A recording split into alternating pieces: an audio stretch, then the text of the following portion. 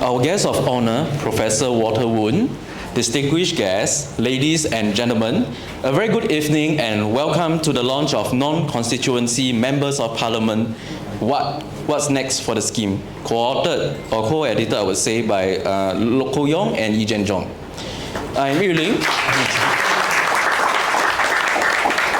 I'm Yeong, senior editor at World Scientific, and I'm honored to be your MC for today.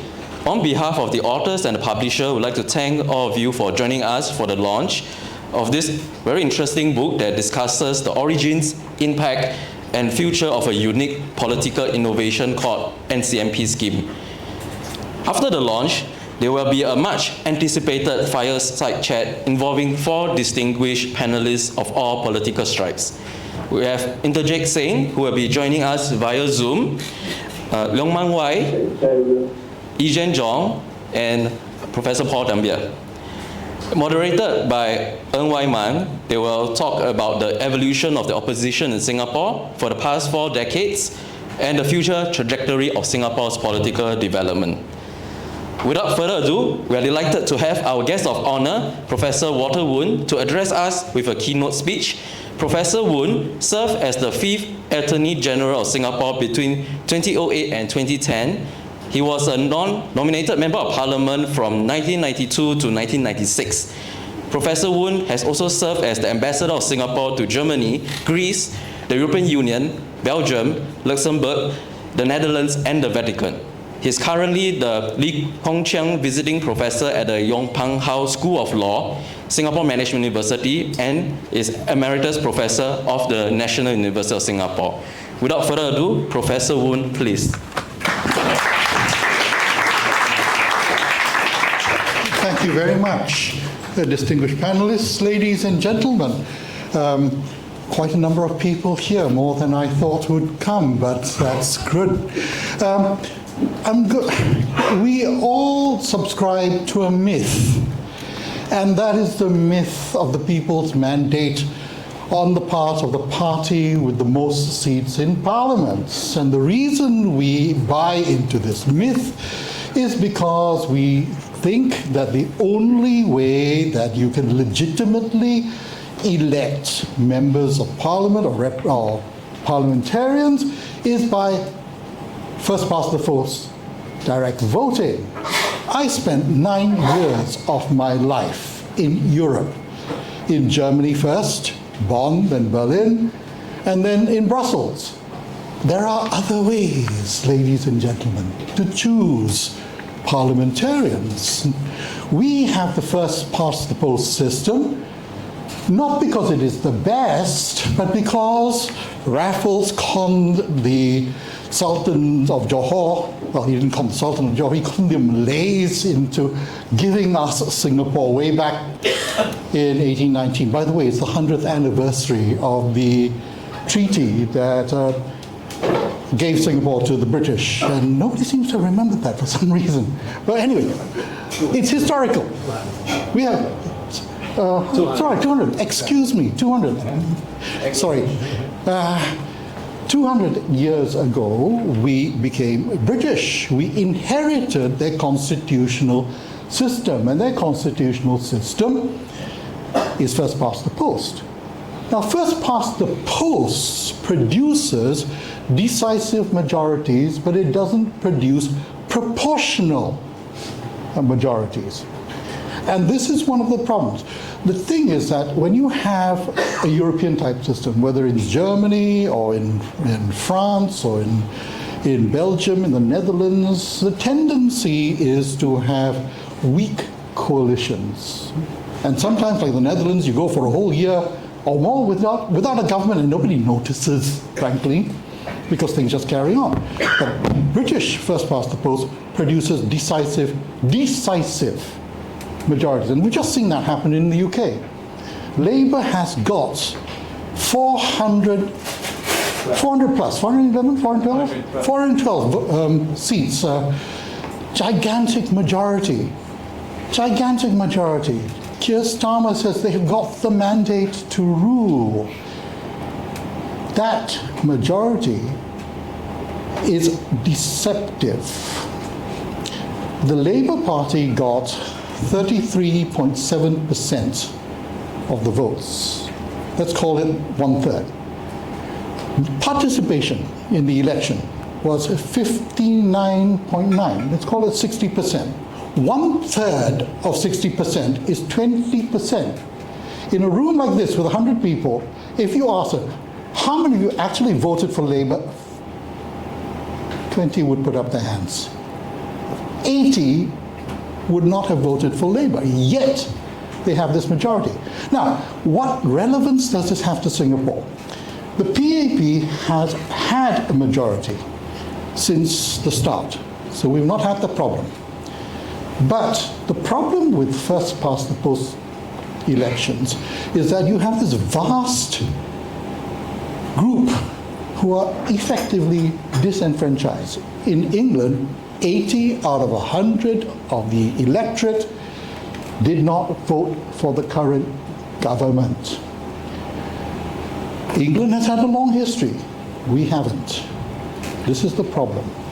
In a young country where you've got different streams, different cultures, different religions, that kind of potential fracturing is dangerous. Now, like I said, the PAP has up to now managed to get a majority. But that is not guaranteed for the rest of time. We are heading towards a three-body problem. And a three-body problem, as you know, is inherently unstable. Right? You have the Workers' Party, and you have other parties nipping at their heels. There is nothing to guarantee that in future you will not find that the winning party only has a plurality of votes, not a majority.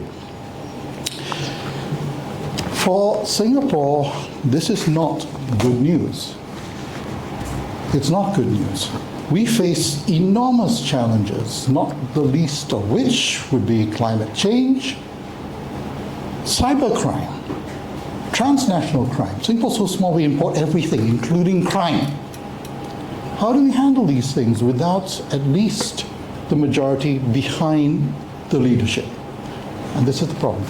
This is why I believe the NCMP scheme is good for us, because it gives a voice to those who did not get past the post. I use in my essay Bavaria as an example. In Germany, when I was in Germany, people call us the Prussians of Asia. It wasn't meant to be a compliment, basically, because it's autocratic. But we took it as a compliment, that because the Prussians were efficient. When I was in Munich, I'd say we were the Bavarians of Asia. Very pragmatic, economics focused, cohesive, and they accused the Bavarians, the CSU, the Christliche Sozialistische Union, of being autocratic, just like the PAP. The CSU used to form the government in Bavaria. People in Bavaria have been Bavarians longer than they have been Germans. Long before there was a unified German state in 1871, they were Bavarians. So they've got a national consciousness. The interesting thing about Bavaria is that they've got a mixed system, the German system, which introduced after the Second World War, a mix between first past the post and proportional representation. So you have constituencies, first past the post, but they also have a party list, which means that the parties get representation in the Landrat, the state parliament, according to the proportion of votes. The CSU has won every single seat except one, which went to the Greens. Every single seat, but not a majority of the votes. Yet you'll find that the second largest party, the SPD, I can't remember the Social Democratic Party of Germany. Anyway, SPD. They've got more seats than the Greens, even though they didn't even win a single mandate. Nobody in Germany or in Bavaria doubts the legitimacy of these people who are in to represent those who did not win first past the post. In fact, it is a strength that these people have behind them the number of voters that they actually have. If the Germans had our system, the federal system would break down completely. It would break down completely because there would be so many different parties. That's what happened before. Too many parties. You may have heard of the Weimar Republic. Too many parties, not enough Democrats. The system broke down. The result was Hitler. Now, I don't think we will have Hitler. I don't think. But the challenges for Singapore are too great for us not to be conscious of the fact that in future we might not have a government with the majority of the people behind them, but we do need the opposition. Right? Now, what would happen in a three-body problem? We could see a situation like in UK, that basically the opposition gets wiped out totally because they split the vote. Without the NCMP system, you would only have PAP members. That's what would happen. I don't think it can't happen. We've seen it happen in the presidential election. You might remember the 4 Tans election, right? Where we had four candidates for president. Dr. Tony Tan became president with just over 1/3. For the record, I voted for Dr. Tony Tan, okay? Don't stone me, all right? 1/3, that's what he got. Yet he got it. The NCMP system in Singapore is important. Don't throw it out. I leave it to the panelists to tell you how the thing actually works, and I'm sure there's a diversity of views. But I hope, ladies and gentlemen, that it is with us to stay. Right? Thank you.